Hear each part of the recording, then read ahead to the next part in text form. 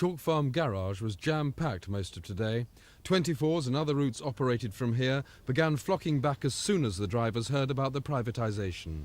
The route provides at least 150 jobs on a frequent 6-mile run between Hampstead Heath and Pimlico. Passengers for one of the capital's busiest services waited in vain at the stops. London buses failed to send inspectors to say the service was cancelled. I think it's disgusting. But these travellers with bus passes were able to use other routes.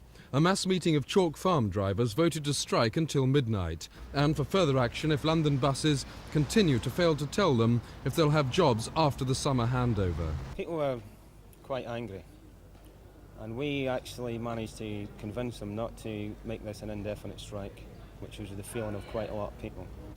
There's similar anger at Hornchurch Garage in Essex, where all their routes are to go to private companies. 170 jobs are at risk. Most drivers, it's the fact that the jobs are on the line is it's thrown them out, the whole routine, you know, and it's a complete surprise.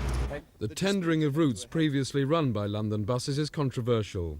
It produced bitter disputes at Norbiton Garage last year when drivers were initially told to take a 20% pay cut. The problems you have expressed about the disruption, we hope is just a short-term phenomenon. Is it worth all the trouble? It is worth all the trouble because the tendered operations cost on average between 10 and 20% less than the current operations. So what we're trying to do is use the resources we can to the best of our ability and get the best level of service we can from these services. There was a sense of triumph at Stamford Hill today, where grey-green coaches have won the tender for the 24s. Their double-deckers will run right through the centre of London from late summer. We are, of course, absolutely delighted that we've managed to secure such a large contract. Is it going to be good for the company? Yes, I think so. I certainly hope so. How have you managed to get the contract? Do you pay your staff less than London buses?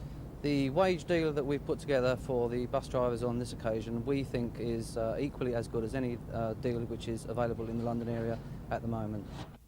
Grey Green say they're definitely not undercutting on wages. Simon Neve, Thames News.